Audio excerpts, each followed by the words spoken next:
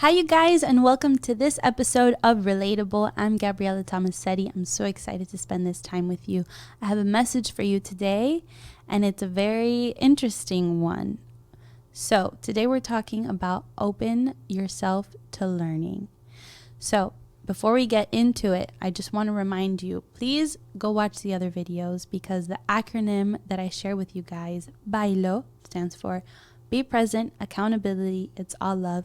Love yourself and open yourself to learning. There are messages in each episode that tie into everything. So today we're talking about opening yourself up to learning. The reason I came up with this, or it was placed in my spirit, was because this is so personal to me in my experience, in my journey, and it's what has helped me evolve and grow. So the reason I bring this up is because when we're born, right, and we're raised in certain family constructs or religious backgrounds, or, you're being shaped, right? You're growing up, your parents are taking you to this church, to this school, you have a culture, like all these things, right?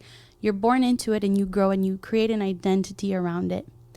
But for me, what happened was when I was 16, then I was dealing with anxiety and depression, and it came from me questioning life and having all these questions that were never there before. And I didn't really have anyone around me that could give me those answers. So little by little, my soul was guiding me to learn new information, to learn about mindfulness. And the thing which is so beautiful, your soul is always guiding you in its perfect pace. It always brings things up that you're ready for at that time. It's never going to give you something you can't handle. It's never going to give you something that will overwhelm you. Your soul, even though it feels a lot, I'm not saying that it doesn't feel intense. Even though it feels intense and you might be struggling, your soul is prepared to handle it. So the reason I bring this up is because, again, I was at that time where I'm going to take it spiritually.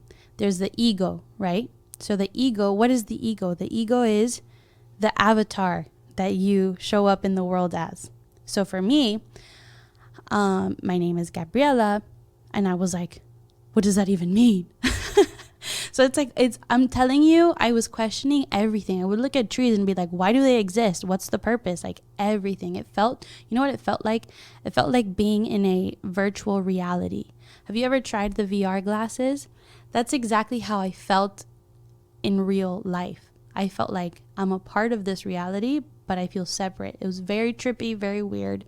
Not weird, that was what my soul chose to experience.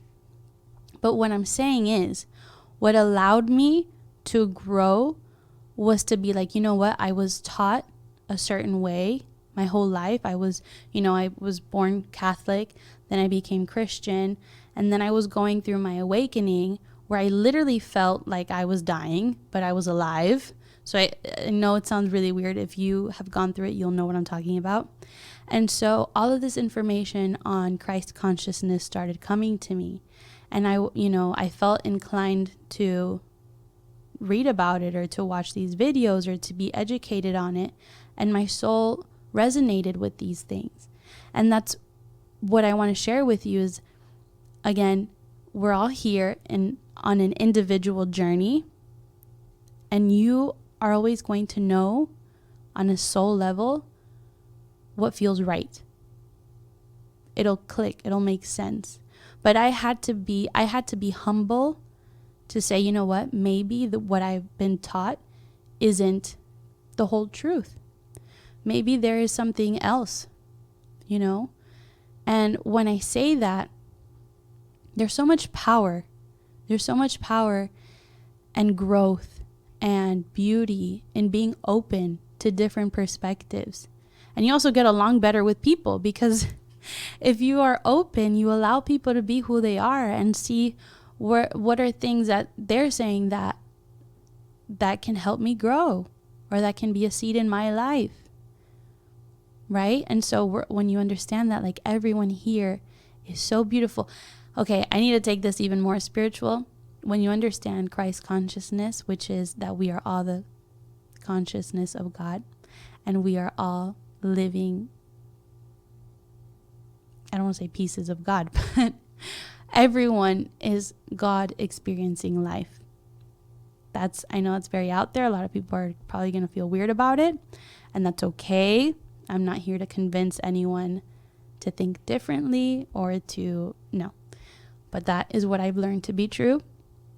And so for me, when I'm with people and I get to experience that divinity within them, everyone here has a unique perspective.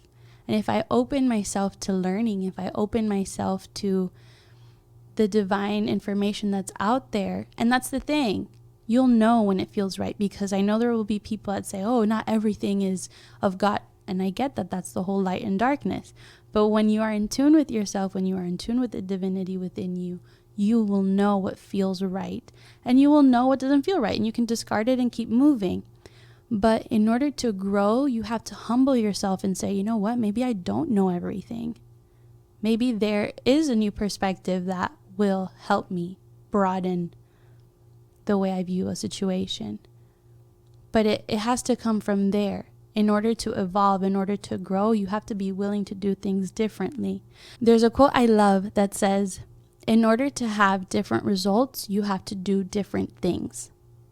So if clearly a certain ideology or concept that you were raised in or whatever is holding you back, or you feel limited, or you feel, because again, your soul is always guiding you, right? And there are times that in life we get stuck. Or there are times where you're like, okay, no, I need to grow more, or like something is missing, or you'll feel that, you'll know that. And so if you can open yourself and have a moment and say, okay, God, okay, universe, I'm here. I'm open to learning. What is there for you to teach me? Like, what is there for me to learn? Show me, guide me. Then the work starts to happen. And in that you evolve, and in that you become more free. You can understand things differently. But in that, you have to be humble, and you have to be respectful as well of others. Like I said, I'm not here to push my ideologies on anyone. I'm not here to convince anyone to think like me. If I can hold space for people, I deserve to have space be held for me, and for me to take up space, right? And that comes from respecting others, and it comes from loving people where they're at in life. There's a great spiritual teacher, her name is Caroline Myss, and she came up with this example of, I want you to picture a building, okay? And now, again, this is a spiritual concept, but it's going to help you. I want you to picture a building with different floors, and every level is a level of consciousness, okay? So, and that could be from the most simple thing of like, maybe you are used to eating junk food and you're used to eating really bad, and for you that's okay, that's what you've known. The moment the seed of eating better, or maybe let's say you got sick one day and you had to go to the doctor, and the doctor tells you, okay, well, you can't keep eating this way, blah, blah, blah, blah, blah. There's a seed of consciousness that was planted in you. Now you know, okay, well, if I keep eating this way, I'm going to remain sick or get worse. So, okay, if I want to have different results, I need to do different things. Okay, I don't want to get sick anymore. I need to eat different foods. That's the whole contrast thing. And if you go and look at my other episodes, I talk about this. But what I'm saying is that seed that was planted has now raised you to another floor in that building. You know, so that's what I'm getting at. Like, this whole building has different floors of consciousness, and everyone is at different levels of consciousness. So I say that because a lot of conflict comes from, let's say you're on the 7th floor and your friend is on the 3rd floor, right? If you picture a building, your view from your window is based off of the floor that you're in. So the higher you go, the broader the view you have. And what happens is, let's say you are at let me bring a more exaggerated example. Let's say someone's on the 1st floor and you're on the 10th floor. And from the 10th floor, you can see the top of a mountain, right? And from the 1st floor, you can only see the door from the other building in front of you. That's it. That's the only thing you can see. What happens is in life, the person that's on the 10th floor is yelling at the first floor because they don't see what they see. Does that make sense? And the person at the first floor is yelling at the 10th floor saying, I don't believe you, because they can't see it, and it's not their fault. Based off of where they're at in life, that's true to them. So when you can understand that everyone is in the floor that they're in and that has to deal with their personal journey, you can respect them and you can hold space for them and decide if you want to participate. And when you do participate with them, meeting them where they're at, instead of trying to push onto them your perspective and vice versa. So I say that the reason I bring that up is because there has to be a base of respect. There has to be a base of love to meet people where they're at. And everyone in their floor has something to teach you or something to share with you, and it's okay. So I really love that example. That has helped me tremendously when dealing with people. I don't know why I felt the need to bring that up, but hey, open yourself to learning, right? I hope this episode has planted a seed in you, in your consciousness, to open yourself to learning. It's beautiful to say, you know what, maybe I don't know everything, and how exciting to keep learning more. So I love you. I hope you have a beautiful day. Thank you for spending this time with me. I hope there were messages in there for you, and I hope you have a beautiful day. Thank you guys. See you in the next episode.